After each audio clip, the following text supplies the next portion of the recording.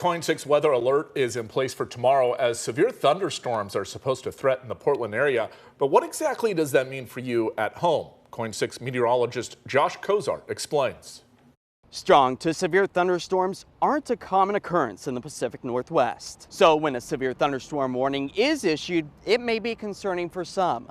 Let me start off by explaining what makes a storm severe. 58-mile-per-hour winds, hail the size of an inch in diameter, and the formation of a tornado is all considered severe.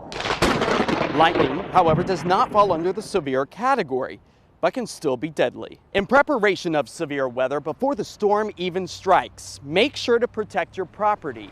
Put your cars under cover, protect sensitive plants from large hailstones, and secure lawn furniture so it doesn't go blowing in the wind. And if you find yourself under a severe thunderstorm warning, seek shelter indoors. Avoid windows, bodies of water, and isolated objects. And never seek shelter under a tree. And unfortunately, some of that higher criteria to see severe thunderstorms, the 58-mile-per-hour winds, inch in diameter, hail, and the tornado development, all a possibility as we work our way towards the weekend. That's why we've gone ahead and issued that KOIN 6 weather alert. It goes into place late tonight to prepare us for the active weather that we anticipate to see about this time tomorrow night. So we are now within the next 24 hours of potentially seeing some strong, if not even damaging storms for some of our area. Right now, all is calm, quiet, and clear as we take a live look out over downtown Portland at this hour. Temperatures managing to get back up into the low 80s. We are going to continue to see those clouds decreasing across our region as those temperatures slide back into the 70s. Winds out of the west at about 10 miles per hour. And as we see those clouds starting to break apart across the Portland, Vancouver metro area, it's going to be a much different picture as we work our way into tomorrow afternoon and evening. All because of this storm system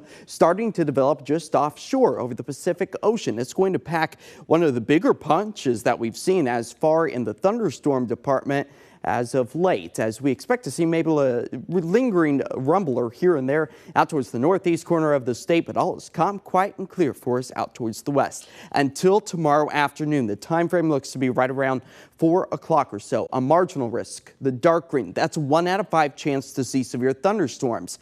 And the very rare for our area, slight risk, about a 2 out of 5 chance for severe thunderstorms, does include parts of the I-5 corridor, the foothills of the Cascades, and parts of south central Washington, where hail, abundant lightning, and localized flooding is all a possibility tomorrow afternoon. You can see one of our snapshots of the evening time frame about 4 or 5 o'clock, expecting some of the heavier showers to move their way from the south to the north. Again, the time starts at 4 o'clock. It all wraps up by just about midnight or so as that threat starts to wane moving into Sunday. As far as those afternoon temperatures go, though, for tomorrow, back up into the mid-80s. You add in the additional moisture, and it's really going to start to feel quite muggy out there for Saturday afternoon through the evening hours. That's going to add a lot of instability in our atmosphere. So as we take that warm, moist air, we lift it up into the atmosphere.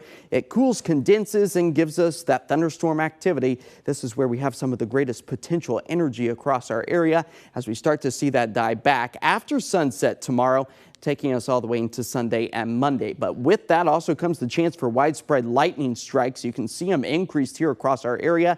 The good news is a lot of these storms will have enough moisture to reduce the wildfire threat, all because of those lightning strikes. So there is the silver lining there, at least for the I-5 corridor and parts of the Cascades. Now it's going to be toasty out there, maybe some great pool weather. You can do that earlier in the day. But when thunder roars, be sure to head indoors, because if you're close enough to hear the thunder, you're close enough to be struck. Our futurecast does show that those clear skies take us through the rest of this evening into the start of the day tomorrow. More sunshine on the docket for us before this next storm system moves in.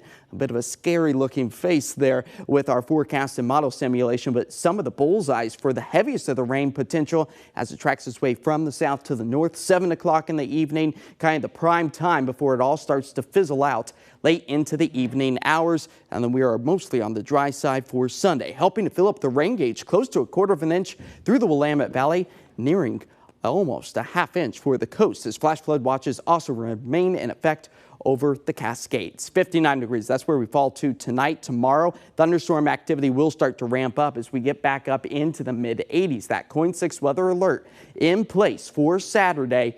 don't be caught off guard. It's going to be a very nice start to the day. The sunshine will warm things up, and then the thunderstorms get underway at about 4 o'clock in the evening and then die out by midnight, and then smooth sailing for the rest of the week. Okay, yeah, and that's of course why you say it's a weather alert day. Be sure to let your friends and loved ones know there's that window of time where you just have to really pay attention. Yeah, keep an eye to the sky. Yeah, thank you, Josh.